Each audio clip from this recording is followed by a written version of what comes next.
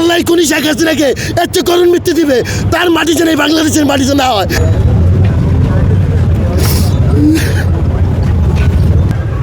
এই মানুষটা বিগত সময় আমাদের জন্য যে আন্দোলন সংগ্রাম করেছে, লড়াই করছেন, এই মানুষটার মতন দ্বিতীয় আর বাংলাদেশে কখনো কেউ জন্ম নিবে না আমার মনে হয় না।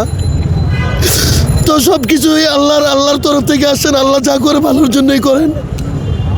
আমার মনে হয় না এই দেশনেত্রী বেগম খালেদা জিয়াকে এমন কোনো মানুষ যে ভালোবাসে না, দলমত নির্বিশেষে আওয়ামী লীগ, বিএনপি, জামাত, যে কোনো দলই হোক, সবার পক্ষ থেকেই বেগম জিয়ার প্রতি একটা ভালোবাসা আছে। কারণ এই মানুষটা সব কিছু নির্যাতন, অত্যাচার, জুলুম সহ্য করে এই বাংলার জনগণকে কখনো ফেলে চলে যায় নাই। এই 111-এর সময় যখন মইনুল ফখরুল বলেছিল যে আপনি এই দেশ থেকে চলে যান,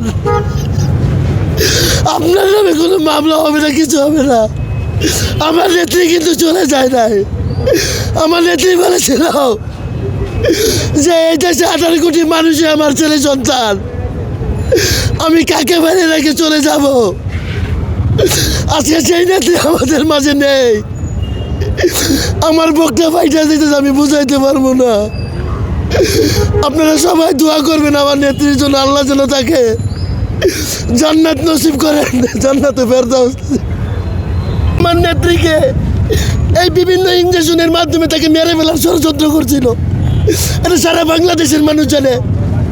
আজকে এই ফ্যাসিস্ট খুনি শেখ হাসিনা দেশ থেকে পালিয়েছেন, তার আগে আমার নেত্রীকে বিভিন্নভাবে ইঞ্জেকশন পুশ করে তার দেহটাকে ক্ষত বিক্ষত করে দিয়েছে। আজকে এই ফ্যাসিস্ট খুনি শেখ হাসিনার আমলে যদি আমার নেত্রীর সুচিকিৎসা হতো, তাকে বাইরে চিকিৎসা নেওয়ার জন্য ব্যবস্থা করে দিত, আজকে হয়তো আল্লাহ তাকে, আমরা জানি না, আসলে হায়াত মৌতের কথা বলা যায় না, আমার নেত্রী হয়তো আরও কিছুদিন বেঁচে থাকতো। কারণ এই খুনি ফ্যাসিস্ট শেখ হাসিনা চাইছিল দেশনেত্রী বেগম খালেদা জিয়াকে মেরে ফেললে এই দেশে আর কেউ গণতন্ত্রের জন্য লড়াই করতে পারবে না, গণতন্ত্রের জন্য আন্দোলন করতে পারবে না। আজকে সেই খুনি শেখ হাসিনা তো দেশ থেকে পালাইছে, তার আগে আমাদের নেত্রীকে সে মেরে দেওয়ার জন্য যে ষড়যন্ত্র করছে, আজকে সেইটা সফল হয়েছে। তবে আল্লাহ খুনি শেখ হাসিনাকে এর চেয়ে করুণ মৃত্যু দিবে, তার মাটি যেন এই বাংলাদেশের মাটিতে না হয়। আমরা যেন বেঁচে দেখতে গেলে এই শেখ হাসিনার মাটি যেন এই বাংলাদেশে না হয়, আমরা সেই ব্যবস্থা করব। আমরা যতদিন বেঁচে থাকি এই খুনি শেখ হাসিনার মাটি মরলে তার জন্য বাংলাদেশে না হয়, এর জন্য শেখ হাসিনা দায়ী।